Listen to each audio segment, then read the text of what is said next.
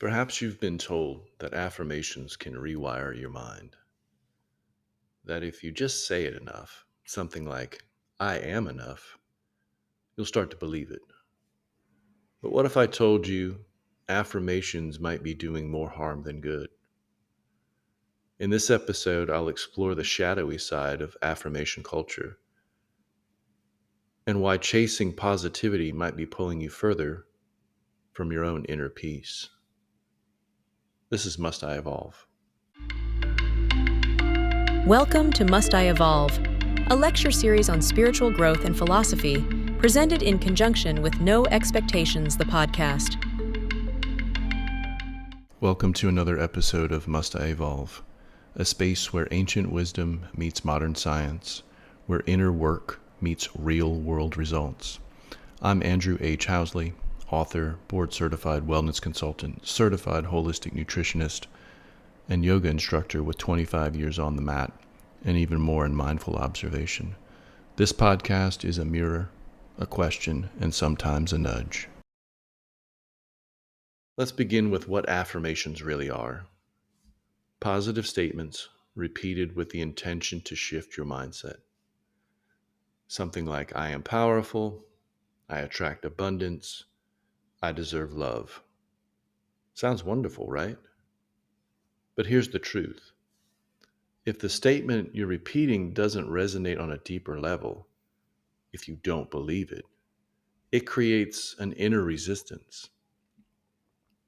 Because your conscious mind says, I am confident, but your body holds years of insecurity.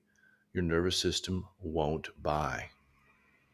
The subconscious mind doesn't respond to repetition, it responds to reality.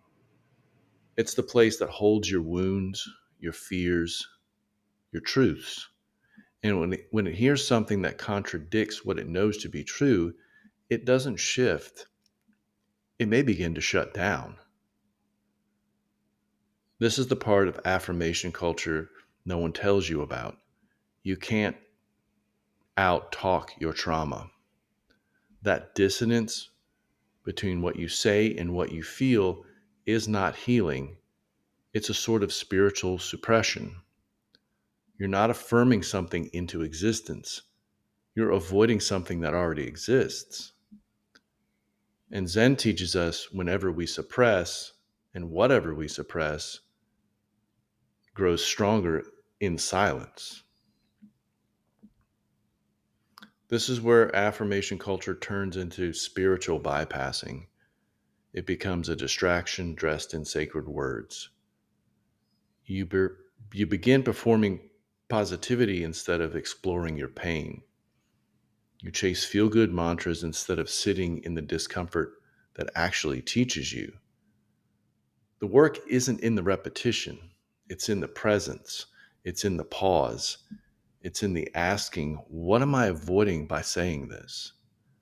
Because sometimes saying I am worthy is just another way of saying I don't want to feel unworthy.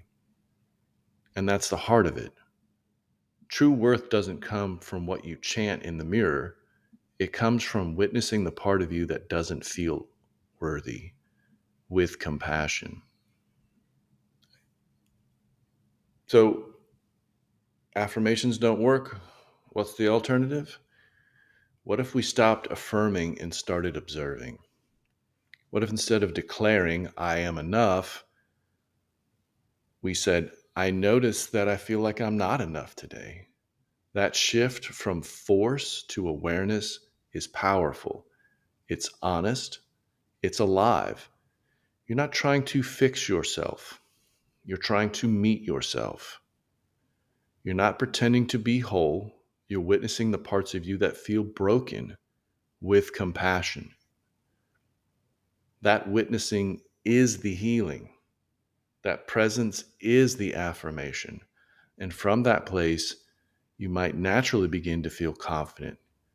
You might feel whole, not because you forced it, but because you stopped resisting what was already there. From a Zen perspective, this is not about self-improvement. It's about self-realization. It doesn't ask you to become something, it invites you to notice what you already are. Beneath the noise, beneath the scripts, you don't need to shout at the mirror to feel worthy. You need to become still enough to hear the part of you that already knows. That quiet is knowing. It doesn't demand, it doesn't prove, it simply is. That is the marrow of your being, and no affirmation can replace that. So perhaps we let go of the mantra, we let go of the mask, we let go of the need to feel good all the time. Sit with what's true, even if it's messy, even if it hurts. That's real growth. That's real evolution.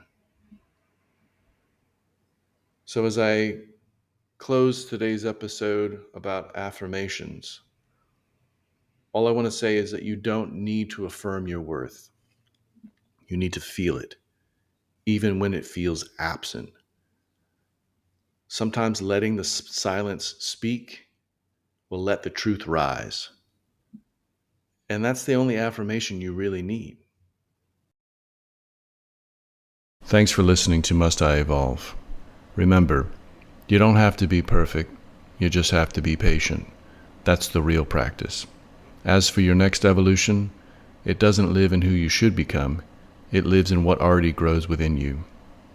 Until next time, keep evolving, quietly, consistently, and always with no expectations.